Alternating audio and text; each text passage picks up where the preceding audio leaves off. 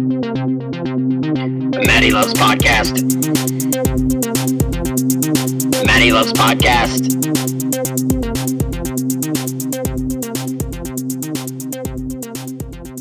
Welcome to episode number 21 of Matty Loves Podcast. I'm your host, Matt DeSimone. Joining me, as always, is Dr. Tom Lucas. Hey, our show, 21 episodes. Our show is now old enough to drink. That's right. Although, if you know our show, it's been drinking for a while now. So, Right. because our show doesn't listen to Johnny Law. Right. You know? And, but no, I'm personifying. Of course, a show can't drink. That's stupid. Right. Anyway, it's show 21, but it's also the Giant Size Annual. That's right. This is technically part one of the Matty Loves Podcast Giant Size Annual. As you know, last episode ended volume 1, where I spoke of some of the better comics of 2015, in my opinion. And now, instead of jumping right into volume 2, it's December, and this month is a month that a lot of us have been waiting to get here for about 2 years now. Oh my God, this is the month. And not because we're just big fans of December. Yeah. In 2015. Although my birthday is in December, Hanukkah, Christmas, you get some time off of work or school. There's a lot of things to truly love about December. I do also want to point out that, when we started the show, Matt, we said that we were going to get 20 episodes out before the end of the year, and we did it. And, without skipping, but maybe, 2 Fridays? Yeah, with very, very little. I think we had 2 reset weeks. And the thing is, I know people out there think that we're now millionaires because we do this show. Absolutely. But, the fact is that this is a labor of love. This is not a money-making operation yet, until the agent or producer that's listening to this show right now decides that we need to be on TV, because I guarantee we'll transform the medium. But, sure. We do this out of our love of comics and geekdom, and wanting to, put that out into the world. And for a voluntary effort to meet its goals, that's no small thing, man. No. So hats off to us. That's right. Yeah. We're patting ourselves on the back here. Proud of this little podcast that we have. And hopefully you people have enjoyed listening to us talk back and forth for an hour. Yeah, we got you times. through that commute. We got you through laundry day, right? Or maybe your time at the gym. Your walk in the afternoon, and tell your friends. Hey, there's a couple of cats that are on the internet. They talk about some cool stuff, and they're pretty likable, pretty listenable. If I could ask Santa for one thing, it would be for more listeners. Yeah, that would be great, Santa. Yeah, so get on that, Santa. Right, exactly. So without, telling you people to listen to us more and to tell more people to listen to us, we are going to carry on into episode 21. As I said the last time on the show, I mentioned a few comics that I think everybody should be reading if they haven't gotten to them yet in 2015. Before you got here, I was actually finishing up a few books. What were you finishing up, man? I read part 3 of Vader Down, which is the miniseries going on right now for the Marvel Star Wars comic books. Now, there's a regular Vader title, then this one too. Is this a second Vader title? Well, no. Or is it the same? So the way they're working it, I'm pretty sure it's a 6-part series.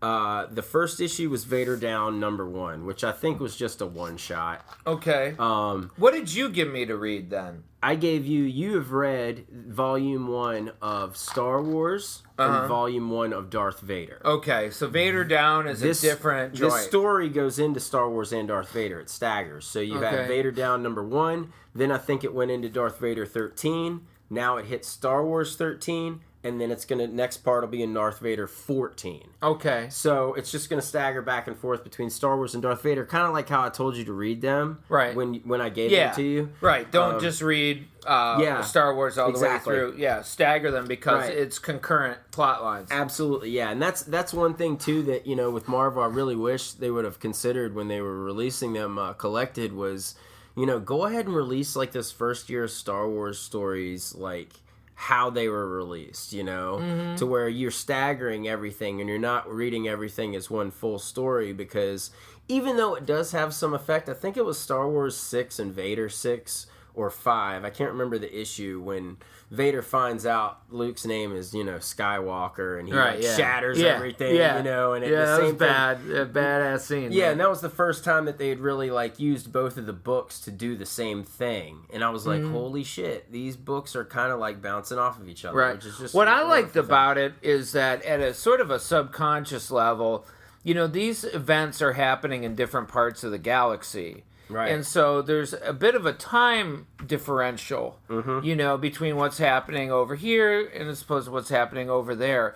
And if you read them staggered, you really get a good sense of that. Yeah, because if it was like a movie, you'd just be going back and forth to different scenes. It did a lot for the reading pace, and I don't know how much of that was intended by Marvel and by the creative teams, but you're suggesting to me to read them that way was solid reading experience. So for those of you that have yet to crack in to the Star Wars comics, first of all, you should, because they're tremendous. Second of all, does that hold up? Is that how they should read them? Yeah, absolutely. If the collected first volumes of Star Wars, Darth Vader, and then the Leia miniseries is out as well. Shattered Empire, which we will be discussing further in a couple weeks. Actually, yeah, I want to hear about that. That in itself was a mini series, but Star Wars and Darth Vader are the only ongoing series out of all. Right, and everything else is just a short run thing. Lando's series. Lando is what, 6 issues? I think it was 4 issues. You want to be 5. Lando more than you want to be Han, don't you? I don't know. I think so, man. Yeah. What did they do with Lando in his little mini series? They had Lando. Is it old school Lando? Are they stories from the past? No. This is everything that's going on is right after the Battle of Yavin. Okay, and he pretty much swipes an Imperial cruiser and doesn't realize that this Imperial, he heists a cruiser, then realizes it's an Imperial cruiser, then realizes it's one of the Emperor's personal cruisers. Oh, he took his personal sled, huh? Yeah, and when he does this... One of his. And he finds this out because, they go through the whole thing, opening all the doors and seeing what all's inside. And then when they open the doors and the, Crimson Commandos come out with the guards still in there protecting it, that's when you realize, oh, shit. You're talking about those guards that have the sort of they wear all red? Yeah, they're always with the Emperor. The Imperial guards. So these Imperial guards are on their own in the ship? Yeah, there's just 2 of them because they're the Emperor's guards. So they were just doing their job. Holding the fort. That's right. How does he not know that this is an Imperial ship to begin with? Is it there's no markings? Is it disguised? Yeah, no, it doesn't look like your typical Imperial class, warship cruiser or whatever. Okay. It definitely, but it also does kind of look like some of the separatist ships that I've seen in the Clone Wars cartoon on Netflix.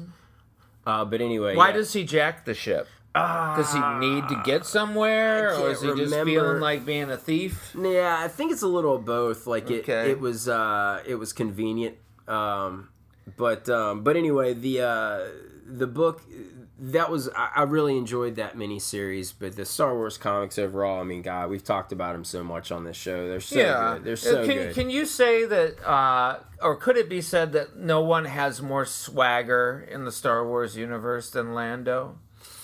Do you think that he's got the cornered the market on swagger? Well, the one problem that I've always had with the Star Wars films is the lack of romance other than our just central romance. You know, Really, you want more romantic storylines, or at least like some talk of it. Maybe I don't know. You know, that's just it just there's no women. Right? There are no women anywhere. It's very it's a good point that you say that. Yesterday, I was doing my Star Wars lecture in my class, and similar to the casting of Star Wars, I only have one woman in my class, one female student, and so what we were doing is we were talking about Princess Leia and how Princess Leia is now technically a Disney princess, although Leia is now going to be a general in the new film, and she's a total badass and has always been a very capable, independent person. But then the conversation expanded, and the fact of the matter is there is a real drought of female characters in the Star Wars universe and in the stories. It's very male-driven. And the thing is that George Lucas has always struck me as a kind of guy who, obviously he started moving the Star Wars properties to being family entertainment and being something for kids and adults to enjoy as well. When you look at a creation like the Ewoks, that is not a grim, dark, kind of situation. These little teddy bears, So he's also never struck me as a storyteller that is exploitative when it comes to sexuality. I didn't even get that vibe from Slave Leia, to be honest. Well, you got to think, man. I mean, George Lucas, especially in how he wrote the prequels, this dude is not someone who has talked to a lot of girls in his life, especially growing up. American Graffiti in itself. There's more women in that movie than I think all the Star Wars movies combined. That's because the most women he's ever had around him in his life was high school, and essentially, I'm sure American Graffiti was a riff on, all the things that he thought were cool about growing up, in the 50s and all that kind of stuff. It led to Happy Days. Right. It led to a sort of a spike in interest in the 1950s all over again. Yeah, a revival for sure. About every 20 years or so, you get people that are really interested in the past. Right now, the 90s is something that just people, like the 80s were in the 2000s. Yeah, it's a 20-year cycle, and part of that is because you grow up in that era, and then about 20 years later, you start getting a little nostalgic for it. But also, too, I think with nostalgia, once things hit 20 years, that's when you've experienced all 20 years and remember all 20 years of it. That's when it hits most people, to where not only are you like, wow, that was a long time ago, but they're like, wow, I'm old. I remember back when I was young into that stuff, and then that's, where people revert back to, especially when we watch all the Star Wars stuff, Yeah. But so getting back to the romance, so we're going to run with the theory that George Lucas in his own personal life did not have a lot of romance. No. And so he can't convey it as a storyteller. It's something that's kind of absent in his storytelling, and unrealistic when you do get it. I mean, even in instances with Han and Leia, there's that brush of this isn't really what people would say. But then again, you have actors like Harrison Ford that made probably scenes that felt like some of the Anakin Padme scenes in the prequels. Oh, God. And he changed them a lot. Well, before he becomes a Hansicle, there's the famous line where she says, "I love you," and he says, "I know." I know. And that was a rewrite. Yes. That Harrison Ford, did basically on set, if I'm understanding the story correctly. And I get the feeling that a lot of those interactions, a lot of that dialogue, basically the actors reworked the dialogue, because the Padme, the Anakin stuff with Padme. Yeah. Padme. Right. I too would be a little bit tongue twisted if I was talking to Natalie Portman. Okay. Yeah. But well, I mean, if coming up, folks, throughout the month of December, I will be sprinkling in audio commentary tracks provided by myself, Dr. Tom. Oh my God! Yeah. And our good friend Nick DeSico, and we're sitting here talking about the prequels and everything, and just the lack of romance and everything. And feel free, folks, to take some time out to sit down and pop in your whatever said episode of Star Wars it is, and run the commentary. You listen along. It's our own version of the commentary tracks, and I say our loosely because a lot of it is you and Nick, and I came into the studio. You're the original. You're on the originals. Yeah. But the thing, I gotta give Nick serious props. The guy knows his Star Wars, man. I was blown away by the amount of information that he had, and although you guys. It's you and Nick for the more recent trilogy, 2 and 3 episodes. 2 and 3. Yeah. For anyone also too who you love Star Wars, but you don't know everything about Star Wars, which I would put myself in that category for sure. Nick is going to fill you in with some tremendous information. Mm-hmm. He's a walking Wikipedia, right? So I really do. Yeah, listeners, check these episodes out, and they're evergreen. You can just watch them whenever. Right. The next time you're watching a Star Wars movie, line it up. Yeah, line it up, man. Set the volume in. of the television down and just, listen to us blabber on like idiots. Because it's more or less Matty Loves Podcast, but for, 2 hours while a Star Wars movie is playing. And as opposed to us just randomly commenting on whatever we're playing on Netflix while we record this podcast, we will be directly talking about the film. So if you're watching it yourself, it's like you're just sitting in a room watching the film with us. You just can't talk to us. Yeah, right, yeah. We would talk to you if you were there. Oh, absolutely. We would, Yes. We'd do some Jiffy Pop and hook the whole thing up. But Star Wars is what the Giant Size Annual is ultimately about, although we're going to throw in some other things as well. So one of the things that struck me when we met with Nick to start recording the special Star Wars, is it Matty Loves Star Wars? Matty Loves the Force. Matty Loves the Force, right? A special little series, is that Nick was spinning some really interesting stuff about Star Wars, the Clone Wars, the animated series that ran on Cartoon Network. Yes. Right? And is it ongoing? They wrapped it up. No, it's over. Yeah, right. It lasted 6 seasons. 6 seasons. 126 episodes. Oh my God. That's a lot of content. And it's daunting. all canon. It's all canon. All canon, yes. Right? All of this is canon. I've just started getting into the Clone Wars. I am about halfway into season 2. So I'm not even halfway through the series quite yet, but this is definitely I thought when I first started watching this show, it was like this is a cartoon, and I could tell initially how, because it was the Cartoon Network, they were putting a lot of emphasis on the humor of the droids, the bumbliness of General Grievous, but as the series progressed, especially just here in the early stages of season 2.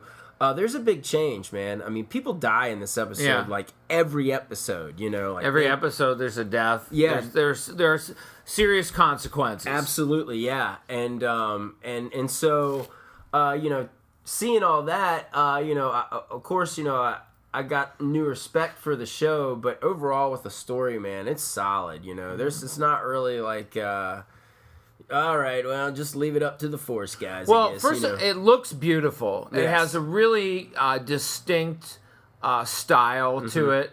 The animation is so clean. We've got it, as always, we have something running on the monitors here in the studio while we do the show. And what episode is this that we got? I think we're on episode 9 or 10 in the first season. And they're doing these suborbital battle sequences between Imperials and the droid army, and it's tremendous. Yeah, it holds up with anything that you've ever seen.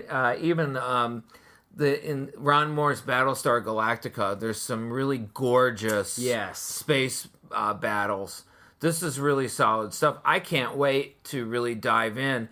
Are there any current Star Wars animated shows going on right now? Yeah, there's Rebels. There's right? Rebels. That's on Disney XD, which, and I talked to Nick about this. He's been watching it, and apparently Rebels is continuing the story of Ahsoka, who is Anakin's Padawan in the Clone Wars.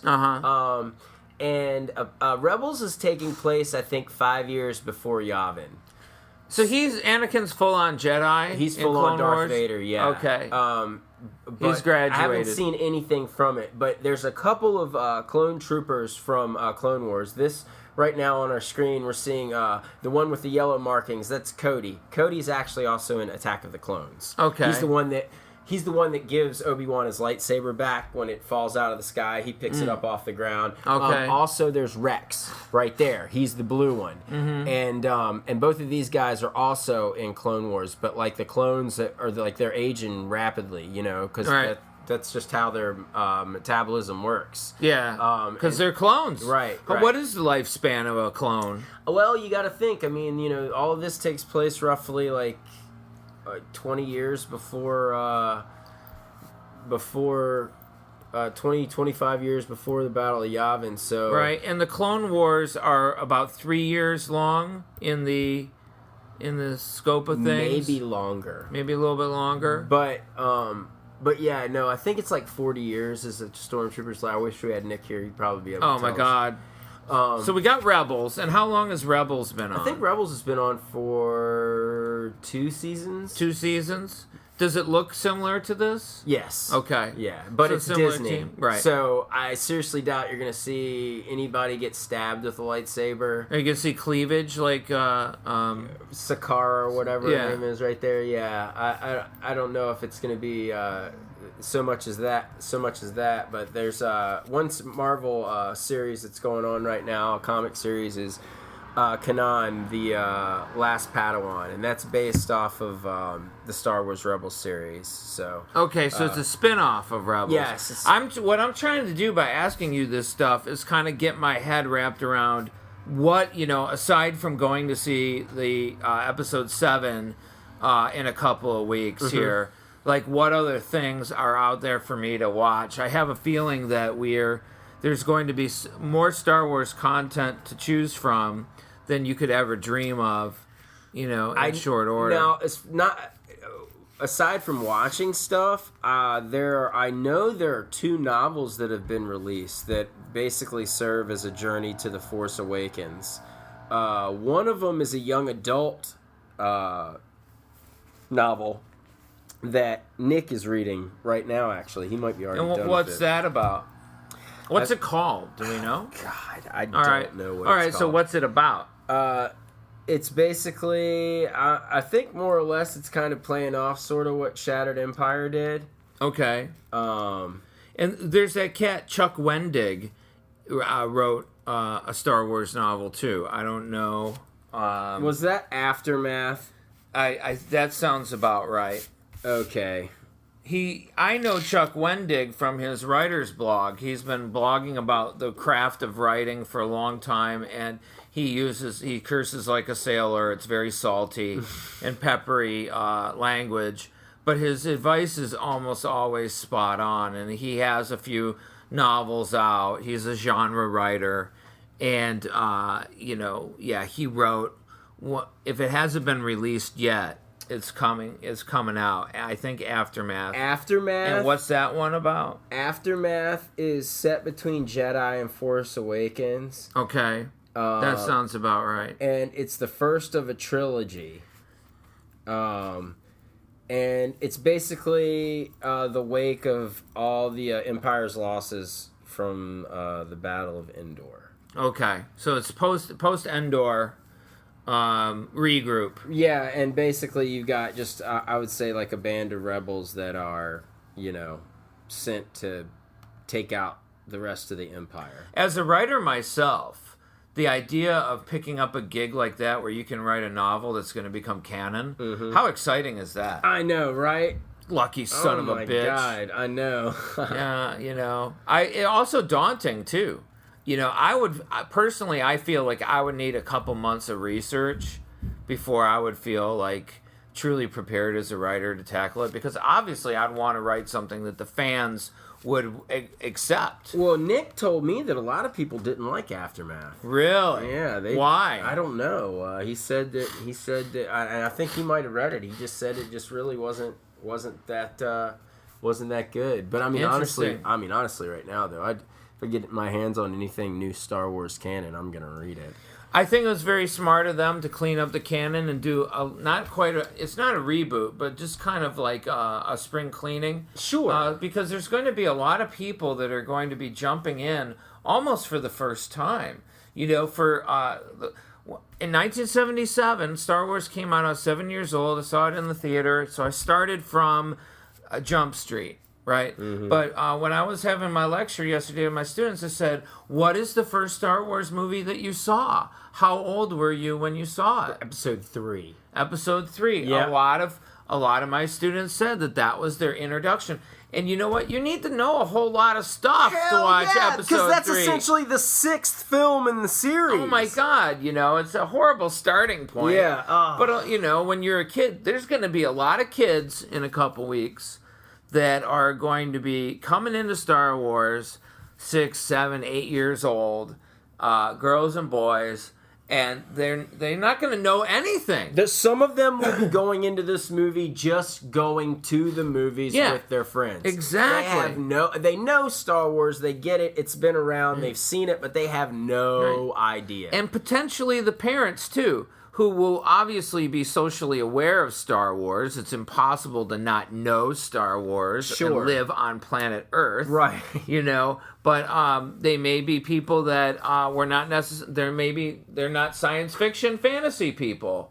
Maybe they're, but they're going to take their kids because they know in their heart that Star Wars is cool or, whatever sort of thing. And so by cleaning up the canon and tightening it up, it's going to be. I think it's going to ease the point of entry and make it a little easier for people who are not actually familiar with the Star Wars lore.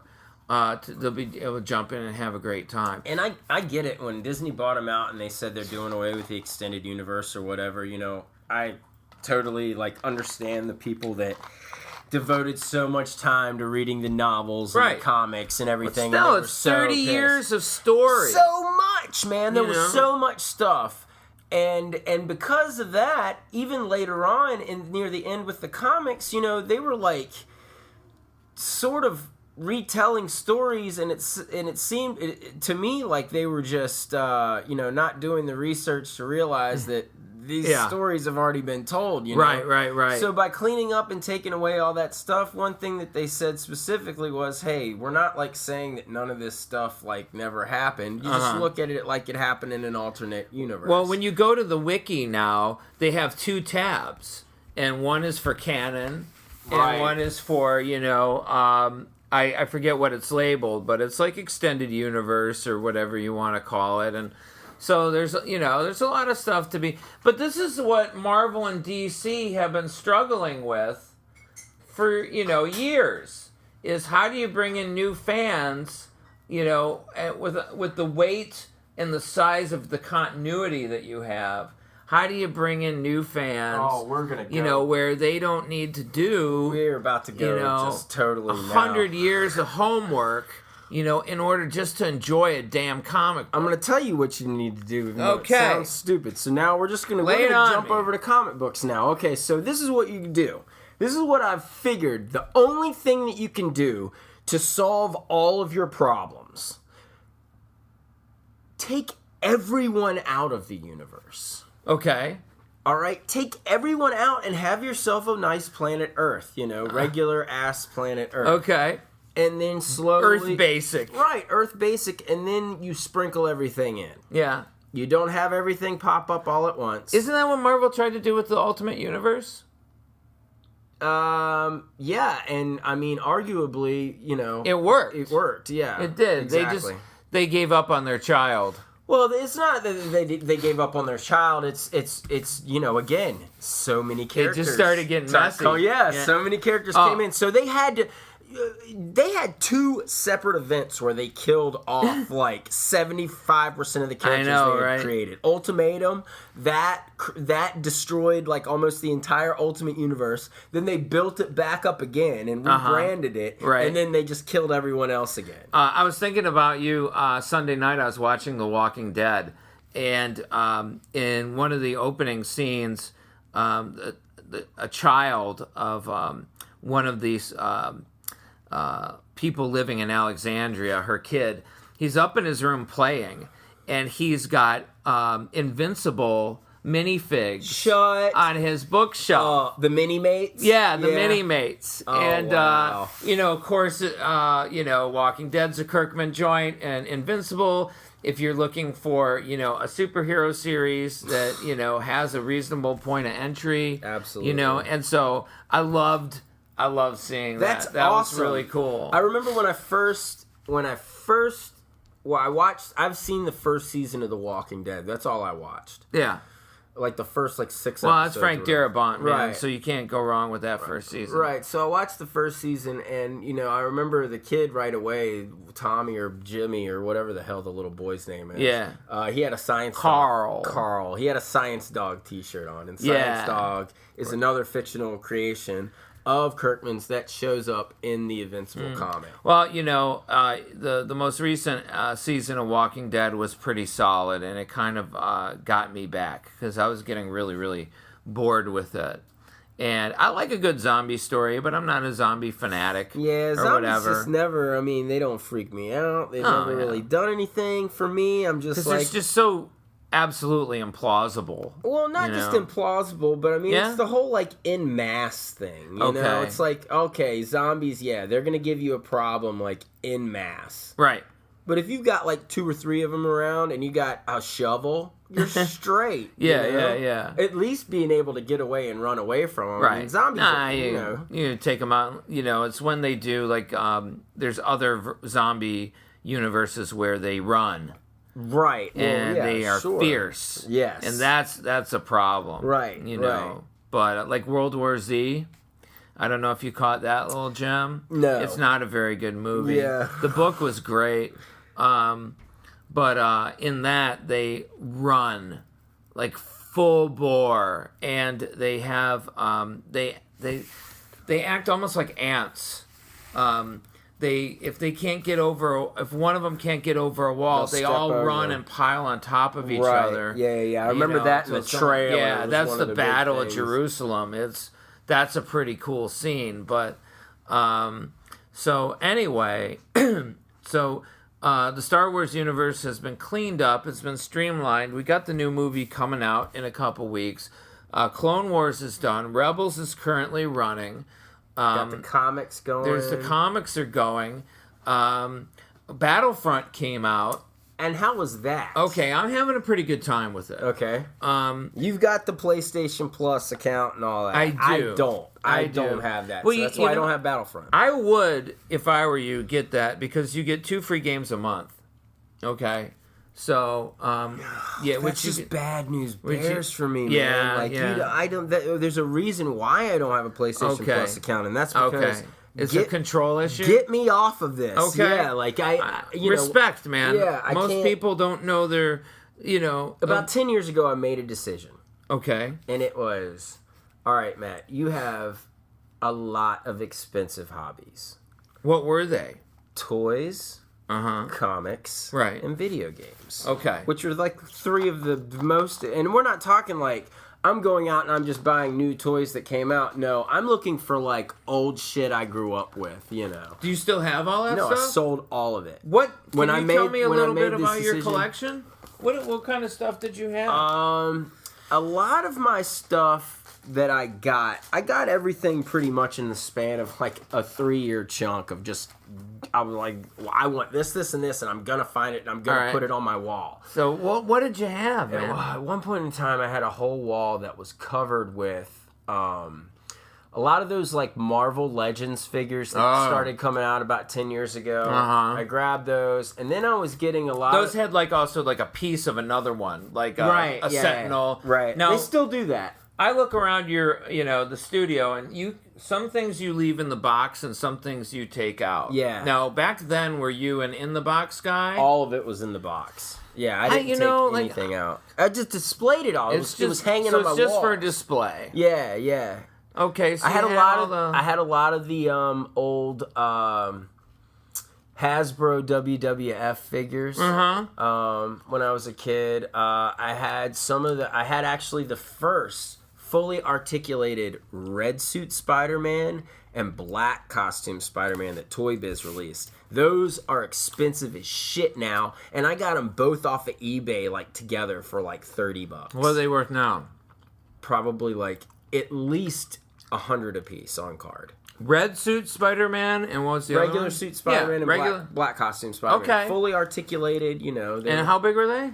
They were 6.5-inch figures, but they had like the in the box when you got them, they were fully posed out, like looked like they were doing like a flying sidekick almost.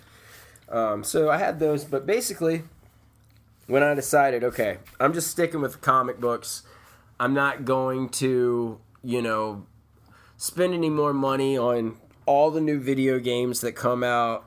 What were you playing? What system did you have? Well, at the time, I didn't have my own personal video game system from when I moved out of my parents' house until probably about 4 years ago. Okay. And so I was just basically just playing off everybody else's stuff. But, I would just go and, one of my old roommate, he still to this day, he plays all the new games. Yeah. So one fortunate thing there was, living with him, I always had like new shit to play if I wanted to, Right on. But also too, I've always been like a sports game guy, so I would get all the sports games. So if you got PlayStation Plus, sure, and you got free games every month and all that, so what you're saying is you go into a hole. Well, yeah, but I'm also picky too, Yeah. I know what I like, right. And I'm not a first-person shooter type of guy. They make me really dizzy. So Battlefront is definitely not a game for you. Okay. Because it's a shooter. Okay. And there's really no campaign at all, from what I can tell. I don't like that. It's really about getting into these famous environments like Hoth, and Endor and all that, and getting on a team and playing things like Capture the Flag or this or that or whatever, and basically, shooting at everybody who's not on your team. It's just like Halo and all that other stuff. Yeah. You're playing it in Star Wars world. You're playing it in the Star Wars world, and you're playing both with and against real human players, right? Okay. Now, what I've been pleased with is like when I would go in and play like Call of Duty, or something like that. I'd go into the MMO side, the online side. And I would get slaughtered mercilessly by like 12-year-olds all day long. Right. Right. There's something about Battlefront that there's a little bit more of an equalization. I don't know how to explain it, but basically I'm batting 500. Okay. My kills and my deaths are roughly about the same number. And I'm still very low ranked. I'm like rank 4, rank 5. That's you gotta play a lot. See, that's a whole other thing. You gotta play a lot, and the reason why I was attracted to the game at all is, of course, these are scenarios that I used to play out on the school lot. Right. Out at recess. We're the rebels, and you guys can be in the AT-AT. Right. Nick was like so specific. It's like AT-AT. So like he knows his stuff, and I'm just a slob, and I'm just saying AT-ATs. But it's a way for me to like actually physically be doing what I was just doing in my head a million years ago. Right. I myself am not really attracted to online shoot 'em ups, but the graphics are of course gorgeous, and getting to see these places firsthand and walk around. There's research that shows that your brain experiences virtual environments like it does the real world. So what that means is, like, I played World of Warcraft for 3-4 years. I can close my eyes and still visualize many of the areas of the game geographically. I can still see them. I can still be flying over them or running down that road, because as far as my brain is concerned, I was there. Right. It's a real place. So to be able to do this, to go to Hoth and fight on Hoth. It's like Ready Player One. Yeah, it is. It's like Ready Player One. It's tremendous. However, and what's our time like for this episode? Good. Where are we at? We're good. Oh, what does good mean? Well, we're at like 39 minutes. Okay, all right. So Fallout 4. Fallout 4 I bought as a pre-order, and then when the Battlefront came out, I went and bought the Battlefront bundle. Right. And they have a lot of really great bundles out there. I almost went with the Uncharted series instead, but I was buying a system regardless, and with a bundle, basically you're getting a free game. I also got several old PS1 Star Wars games that I haven't cracked open yet, but I started playing Fallout 4, and I haven't played anything else in the last week or two.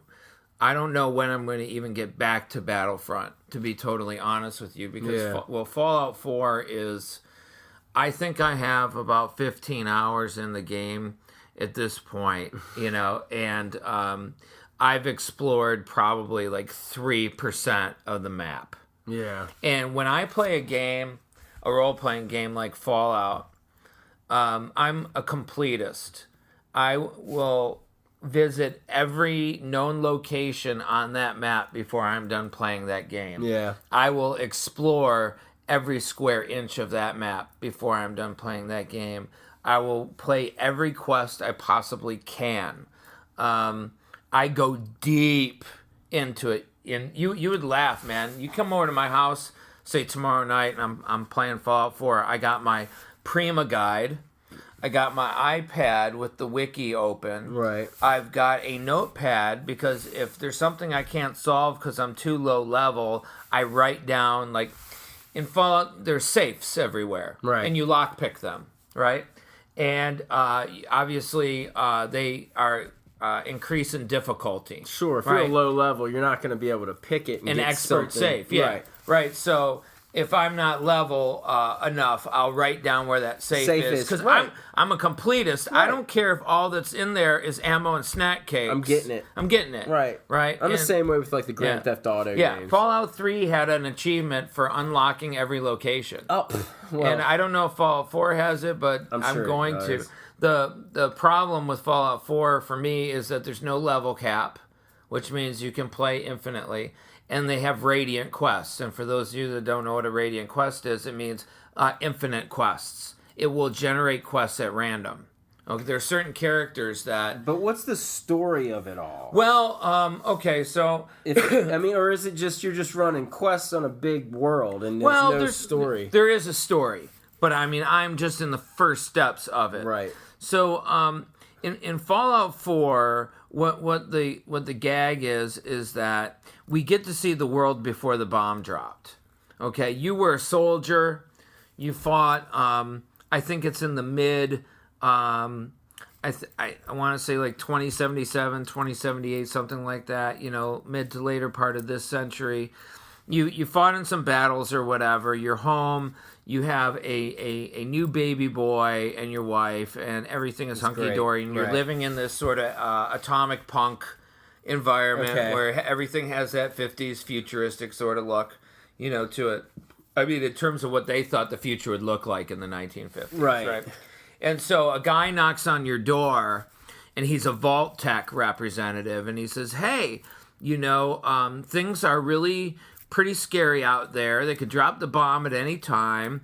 And we are building these wonderful, huge vaults for people to live in. Right. Right. That's the whole point. You're coming out of the vault. Yes. Yeah, right. And you and your family qualify to have a spot in the local vault. Okay, should anything happen. Well, right? thank you very much. Yes. Yeah, and you're like, great. He's like, what do I pay? He's like, no, you're a veteran. You earned your spot, right? So anyway, he goes away, and before you know it, on the news, there's a reporter breaking down and crying and basically saying that bombs are dropping everywhere. Air raid sirens go out. You run out into the street. Your wife grabs the baby. You run out into the street. You run the guy out in the street? Yeah. Okay. You This do. isn't a big cutscene. No, it's not. Okay, awesome. The game says run. Right. Right. Yeah, right. So, and somebody said, I saw online, I need to start a new game and do it, is if you don't run to the vault and you wait, you do get to see the bombs drop and everything get decimated. That's cool. So I'm going to create a scratch character just so that I can do that. So anyway, you run into the vault, you go down into the vault, they process you, and then this is where they screw you over. They tell you that they're going to disinfect you. Just stand in this pod and you'll be disinfected, and then you can go into the deeper part of the vault. They cryogenically freeze you, along with everyone else. Oh, God. Okay? The staff and your wife. If you're playing the man, the wife is across the aisle from you. You can see her in her pod. If you're playing the girl, woman. yeah, right. So what happens is that you get frozen, and at some point you're unfrozen for a moment, and you see them go into your wife's pod and take your baby, and then they shoot the wife because she wakes up and she's fighting over the baby, right? And then it seals up, and then again you come back, your pod opens. Everyone else in all their pods, they are dead. It's 200 years later. Oh, God. Okay. So, wait, they killed her 200 years later? You don't know. When that happened. You don't, right? You don't know when it happened, whether your baby was stolen a week ago or 200 years ago. The baby's you don't out know. there, though. Right. So the gag is find your son. Right. Okay? Right. So, but because there are so many side quests and so many things to do in this game, that core quest, that core storyline is something that I am in no rush to complete. Sure. Because I want to be totally OP, dude. I want to be able to roll over shit when By I the encounter time it's you got to get the sun, you're going to be able to just melt them down. Yeah, I'm gonna be death incarnate, you know, just be like die, because that's how I played Fallout 3, man. I got so OP that when I actually finished the core story, nothing stood in my way. Right. And everyone else you're reading are like, they're such a bitch. And they're like, yeah, well, you didn't spend 40 hours before you got there. I got, all the perks, the stats, the weapons. The crafting system is really cool in this game. You can build and augment armor and weapons. That's cool. A million configurations, too. So you totally customize your experience. And you can go online and read custom setups. Oh, and all that kind of stuff. Find the best beastie rifle, whatever. Because I like, with a game like this, I love to play the sniping game where I hit them from far away. And then go in and take out whatever's left. I have always been a sucker for stealth mechanics. I love sneaking around. I love backstabbing people. I prefer that to, just going in guns a-blazing and wrecking shit. I just love taking the long way and sneaking in. And also, I'm a huge explorer. Now, the other part of the game is settlements. There's a lot there. I don't even know how many locations there are in the game. I'm going to say 20 maybe, where you can build a town. Oh, wow. Okay. And I played some of the tutorial quests with that, where I saved some people that were in the Museum of History in Concord. And we came back to where my original house was, where I ran to the vault with my family, right? Your house is there. Okay. Okay? Because the vault was just around the corner. There's about 5 people living there right now, and I set them up. I built a couple water pumps. I built some security guard posts. I built them some beds, and I started cleaning up some of the wreckage, because you can go and basically clean all the ruined stuff. You can build a house for yourself. Anyway, it's like a sim. You have to manage food, water, and power, and defense for your settlement, because you can get raided. Right. Raiders will It's come. like Sim City. Yes. Yeah. Okay. So there's a SimCity apocalypse. Oh my God. Sort of thing in You this don't game have too. to do that. No, you absolutely don't. But Holy shit, man. I like in Fallout 3, you could either have a house or an apartment. Okay, you got the house if you save these people living in this town called Megaton, right? If you save them from some bad people, they gave you a house in town, and you could decorate it. And also, it was a safe place to keep all your stuff, because this is a game where you can pick up and carry a lot of stuff, okay? Not all of it is useful.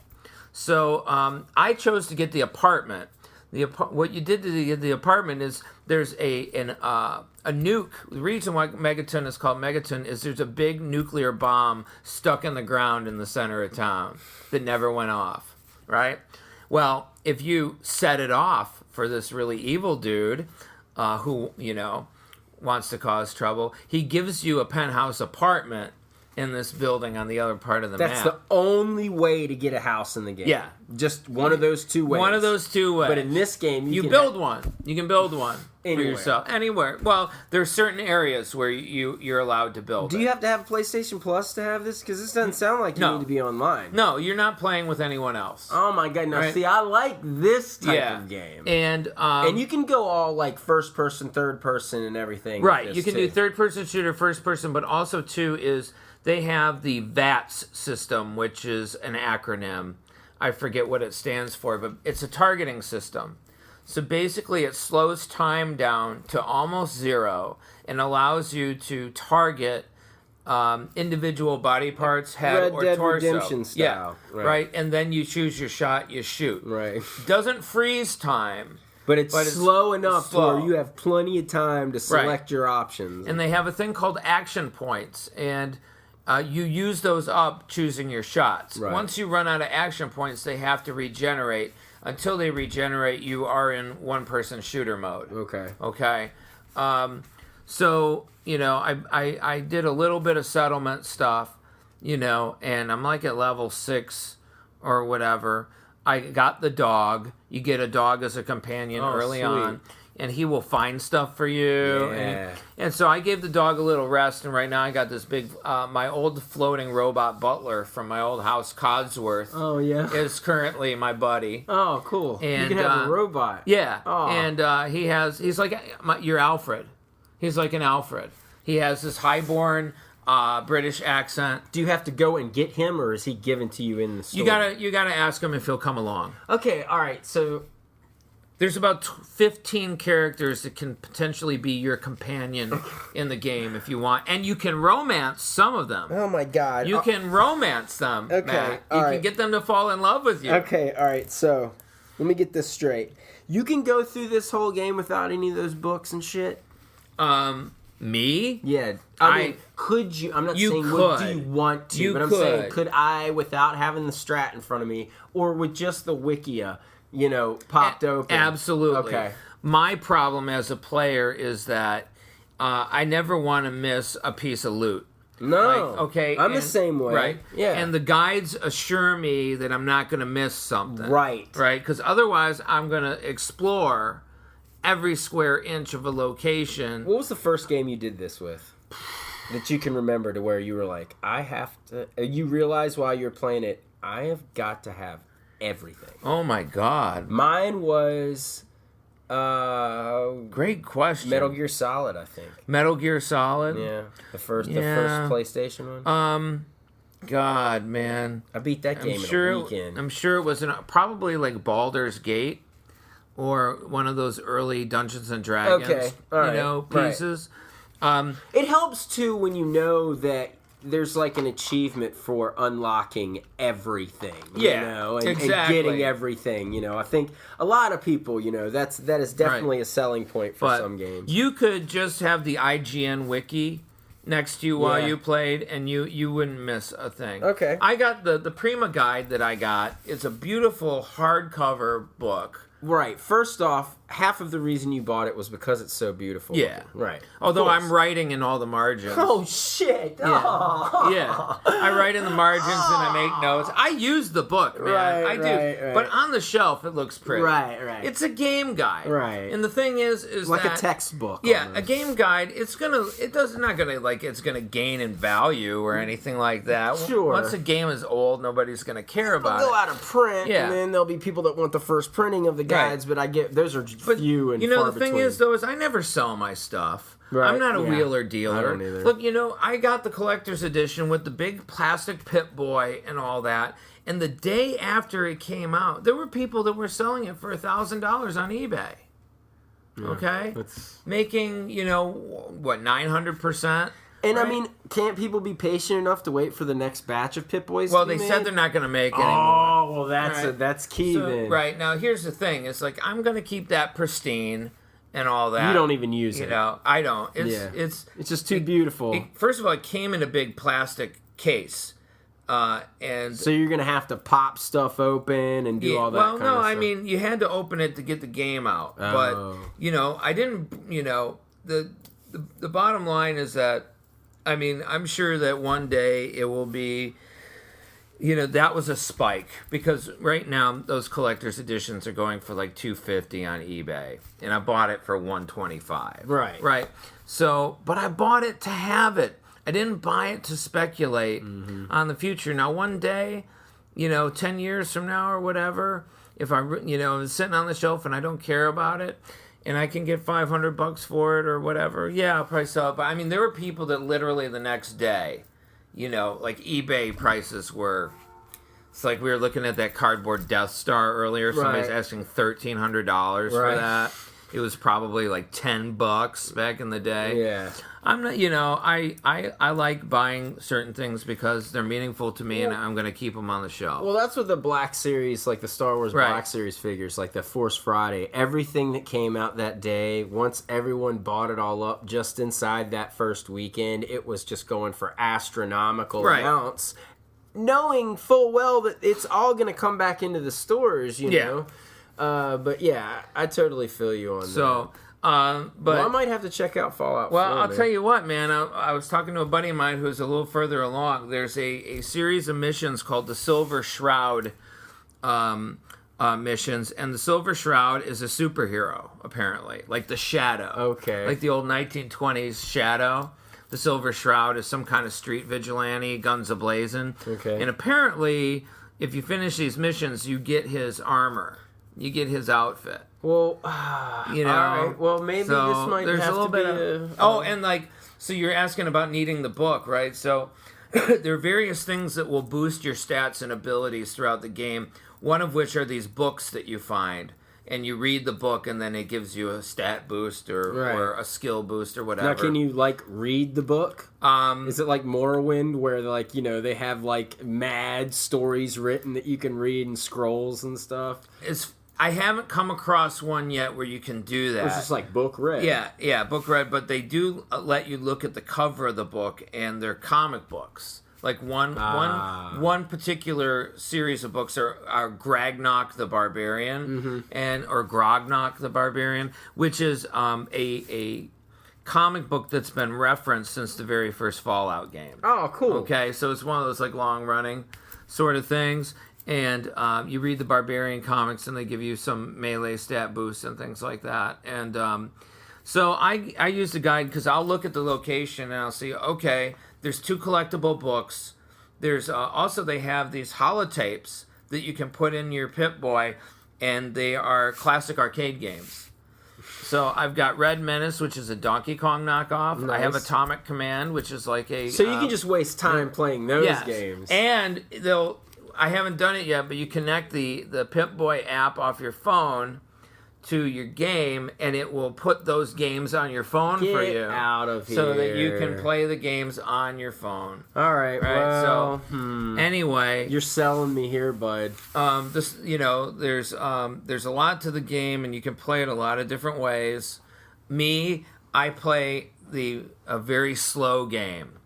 I just explore... And then the other thing is, too, is you'll roll up on a shack, okay, in the middle of the swamp or whatever, right? And you go in there, and there will be a skeleton that looks like someone who's fallen off a chair in their dining room, right? With a pistol in their hand. And you look carefully and you'll see that there's a huge hole in their skull, right? And then you'll look around and, oh, there's a scrap of paper on the ground. And, oh, my God, it's a suicide note. Oh, man. You know? And you look around and you'll see like a picture of a wife. And just piece everything together. And there's a whole, you sleuth it out, man. Everywhere you go in Fallout, there's a story to figure out, you know? Just on your own. Yeah, all these individual little pocket stories. And the other day, I was exploring a shipping yard. And so there are like several semi trucks parked out there. Now, do things like come out after you and shit? Oh, yeah. Okay. There's raiders, which are like these Mad Max type dudes. Okay. There's ghouls. The ghouls Gotta love ghouls. They're mutated humans. Okay. Okay. They're cannibals. They will mess you up. There are different factions of humans. I'm currently running missions for the Minutemen, who are these guys who have modeled themselves after the original Minutemen. This game is set in Boston. Oh, okay. The Fallout 3 was set in Washington, D.C. And then there was New Vegas, which I'm in the group that didn't like New Vegas all that much. New Vegas was actually made by a different game company using the same engine, right? So as a storyteller, I just love the fact that I can go anywhere in this world and there's a story. I go to the shipyard and I hop on their computer, and there's all these logs written by the manager about things going on at the company, where they're shipping things, which led to, it opened up 3 quests because they're like, oh, well, we're going to ship this stuff to this place. And you're like, a new location pops up on your map, and you're like, oh, if I go to that place, I'm going to find that old truck. Right. And that stuff's going to be on that old there, truck. and I could get that stuff. Oh, right. Cool, man. Yeah, so there's like all these little, like, you know, the core story is like, you know, 5% of the overall game experience, you know? So, cool. Yeah, so far I haven't seen anything negative about the game, really, online, other than they restructured how they have this thing called perks, which are increase your abilities and give you skills at certain things. You can choose perks to be a better lock picker. Right. You can choose better perks, marksman. Yeah. Right. All that. Tracker, So like any other RPG, and each one of those perks has so many levels to it. Right. So you can amp up the perk, and only certain perks are available to you depending on how high your stat is. Right. So if your strength is 4, then you have these perks to choose from. But if you increase your strength, which you can, it'll open up more. It'll open up more because every time you level up, you get a point. And you can either use it to pick a perk or increase a perk, or you can use the point to increase a base stat. Right. They have strength, perception, endurance. It's special. That's the acronym. So strength, perception, endurance, charisma, intelligence, agility, and luck. Right? If you play this game long enough, you could have 10 in every stat. Wow. They only give you 21 to plug in right away when you start. And see, I'm the type of guy to where I start out balanced as shit. Like right. I am balanced all the way down. You're like 3s, and then one's like a 4. Maybe, yeah, right, yeah, maybe. Or the one category out of all of them that I deem to be, I don't want to be as astute in this category. Right. I'll have one of them be like, like speed. So you're not a min-maxer where you're like, I'm 10 in this. No, and I'm like 1s and everything else. Yeah. Right. So, if you play the game long enough, eventually you'd be balanced, all the way across. And then they have the bobbleheads. The bobbleheads are these collectible little things. And actually, when Fallout 3 came out, they had a plastic bobblehead that came with the collector's edition. Oh, nice. Right? So there's bobbleheads. There's 20 out there. 6 of them give you +1 to your stat. So you don't necessarily have to spend your leveling up points to max your abilities to 10, because if you get it to 9, there is a bobblehead out there that's going to get you to 10 for free. Right. Right. So there's that, and there's also you got to keep that in mind. Be like, so I'm going to save this stat here because I'm going to find the bobblehead and use it there. And then there's clothing choices too. Like if you're going to go into town and barter, you could put on a suit and it gives you +3 to your charisma. Right. Okay. You know, it's just like Dungeons and Dragons or anything else. So if you keep the right gear with you, you don't even have to worry about your stats so much. You will get through the game just fine. And so kind of like life, man. Yeah, kind of like life. So that was a big tangent, dude. But I know Fallout 4 is pretty hot topic right now. You sold me on it, and probably by the time we record our next episode, I'm going to have that game. Okay. Because I've beaten Madden to death. Yeah. Let's be real. What Madden are you playing? Well, I mean, I'm playing 16, but like, and again, it came out when? It came out in August. Oh. And I've played like. Oh, gosh. Wait, 2016 came out in August? Yeah, they always do it like a year ahead. Yeah, Madden is like anything else. It has a devoted fan base. And do you play every year? Do you get the new version I go every other year. Why? Because usually the games that are released like year after, like the next year's game is always the same as the game before. They just like with a tiny They tweak. just emphasize on a different position. This year the emphasis is on the wide receiver. Really? So like you as a wide receiver now, you have different catches you can make. So you can play as the wide receiver? Oh, that's how I play.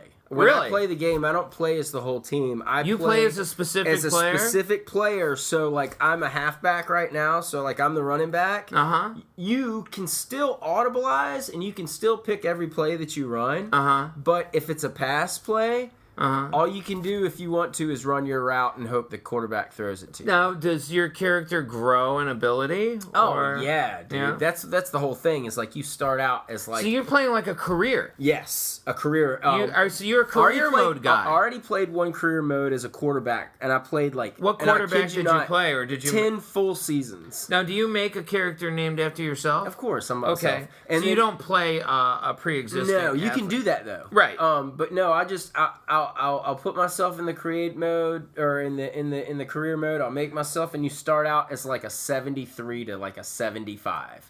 It's not. It's what nothing does that big. mean? Like overall, like your ratings. Oh, okay. Yeah. So that means you're like good enough to play, but right. But good enough to be in the league. But... Right. And back in the day, I remember a Madden game from like 10 years ago. They like put a bunch of emphasis on like the combine.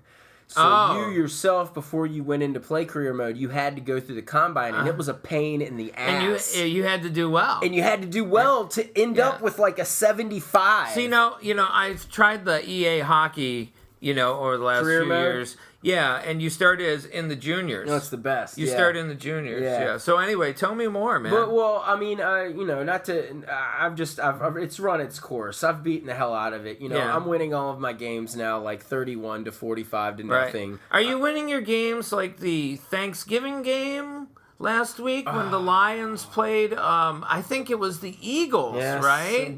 I think it was like 45-7. God, is that right? Yeah, no, so you're absolutely were you playing right. for the Lions that day, or what? I wasn't playing for the Lions. So tell me, the wide receiver you made.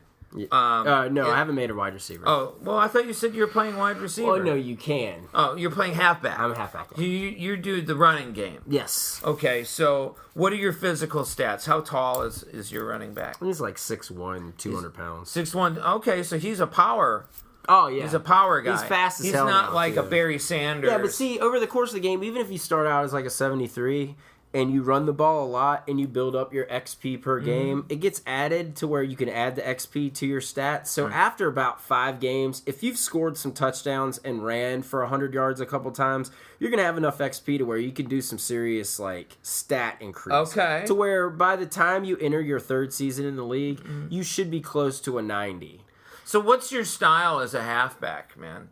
Are you a guy who are you an improviser? Are you like about lateral movement? Are you a power guy where you try to just punch a hole? What do you do? If I'm trying to gain, the way Madden works is if you're trying to gain a lot of yards on offense, running the football, you are going to run the ball east to west. You're going to run the ball, you're going to run a bunch of sweeps and shit. But you know, this isn't your. If you no. Okay. If you're just trying to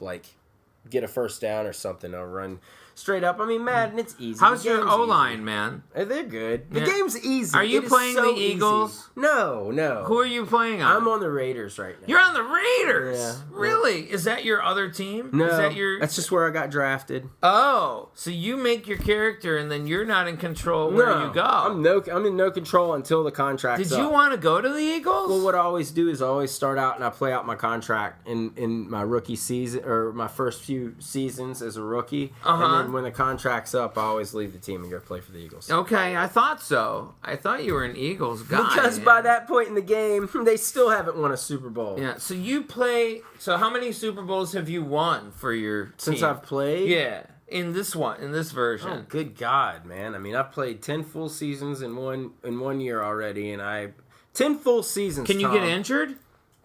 Yeah, you can get injured. And then but what it's rare. happens? You just like sit out, and it'll like either like sim. Oh, you do an autoplay? Yeah, it'll autoplay until you come back in the game, and if you're out for the game, it'll sim the rest of it, and then you just go once the game's over. Then Are you we just on go. Hoth? No. Okay. Then we go into like you go to the medical, the injury sheet, and you see like what happened to yourself if you are actually out for another game, which is rare. You hardly ever get. Well, injured. like to me, that's would be kind of lame. Yeah, to like make a character and then. What really sucks is when you make a quarterback and you get drafted on a team with a really good quarterback and you just like sit out. Stop it! Yeah, Really? Now you can choose to start automatically as an option. Like it'll ask you start automatically. Like you can check that, but you don't want to do that. You want to earn your. Well, spot. yeah, you do. You do want to earn it, but still, like who'd you get stuck playing behind? Man? Oh, I remember a couple years ago, I got stuck playing behind Mike Vick.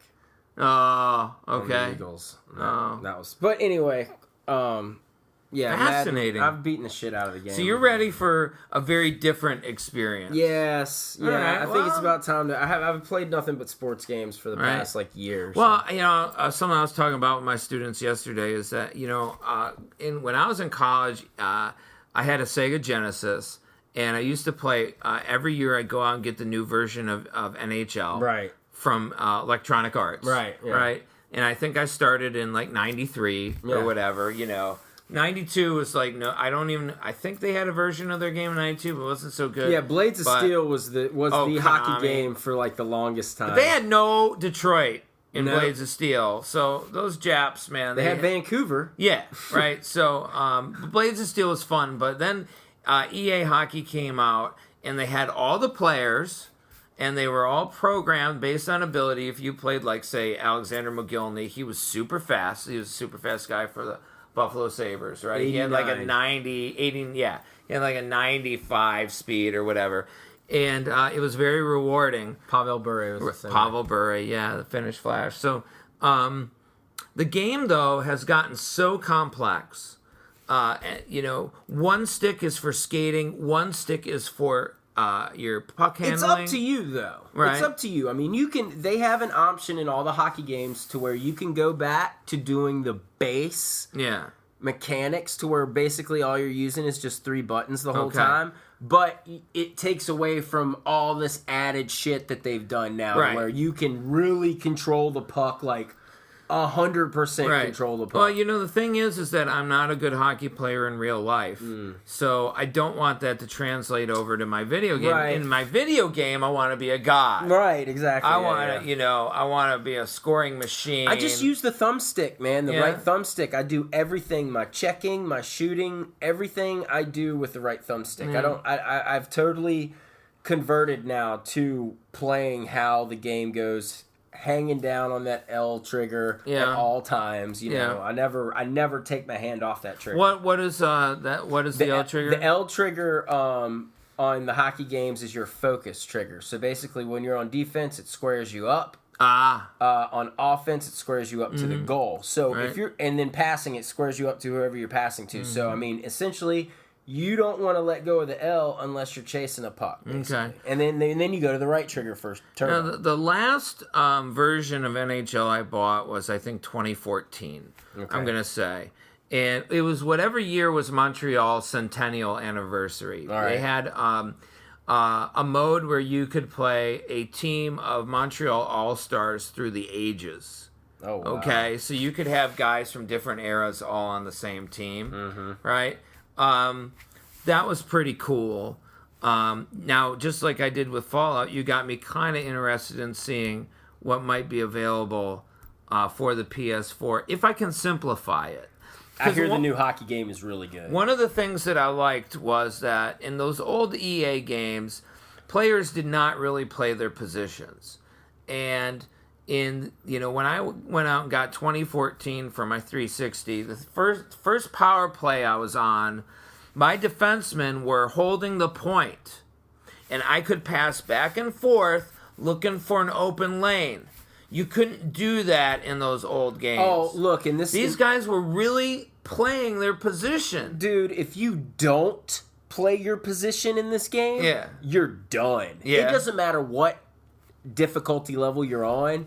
If you don't play your position like center forward, right, on a power play, if you're not up top playing the point and making sure the defensemen are just keeping the puck away from them, you're done. If you don't stay in front of the net, you're done. Yeah. If you leave the net, you always have to have at least one dude in front of the net. If you don't, you're screwed. It doesn't matter if the goalie's there or not. Right. You have to have somebody up in front of the net. So when I play, and I'm playing as a center forward, on defense, I just stay in front of the net. You probably just hang by, when you're on the back check, what do you do?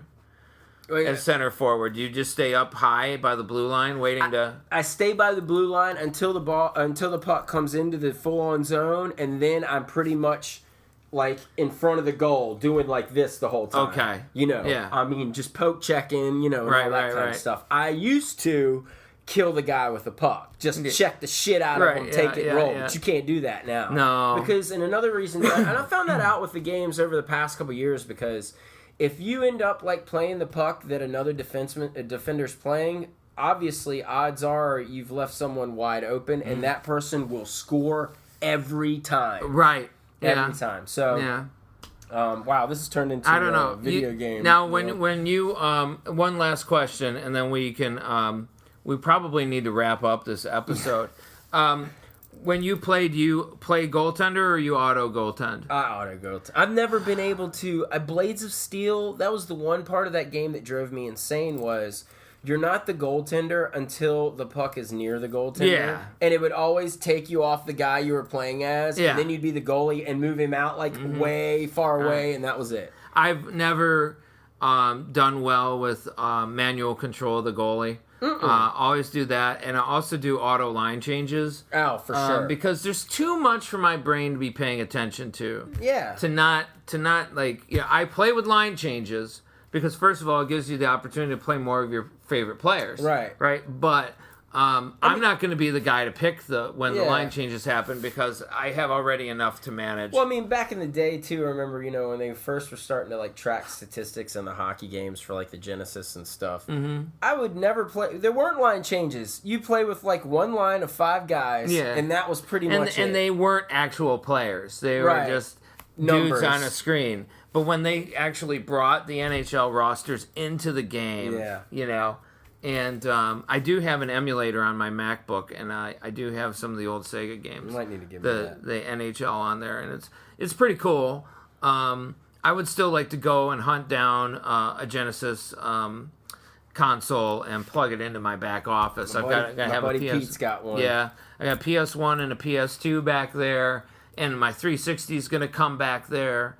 And I would love to go out and get a Sega Genesis and get at least the hockey games, just so that I can have them, But what do you? So we're gonna wrap this up, but what do you think we're gonna talk about next time, Matt? Well, next time, we were getting into the Star Wars, and I know we were going to discuss Battlefront and everything here for this episode, but then then video game tangent. Yeah, and then video game tangent. So oh my god, that shit happens, man. I knew the second I started talking about Fallout 4 that I was going to screw this up. Well, you sold me on the game, yeah, and probably some other people too that haven't looked into it or whatever, but.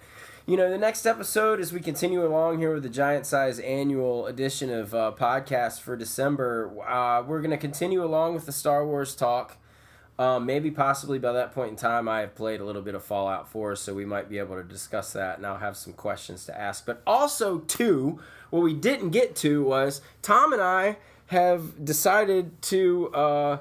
entertain ourselves in writing a bit of fan fiction. Yeah, we're doing fan fiction. We're doing fanfic just as. But wait, please don't judge us yet. This is kind of for the podcast too. Yeah, so to speak. It's to get our story out there and maybe revert some eyes back to the podcast. But it's a good premise, and I don't want to get into it now because we're almost an hour and 20 minutes deep here. But on the next episode, we will reveal.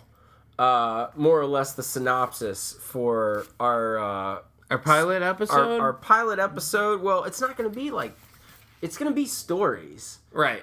So, but yeah, the pilot episode, the introductory tale of our meet the gang. Ridiculous heroes. Yes, exactly. And it takes place in the Star Wars universe. Of course it does. And we're a couple of rascally rabbits.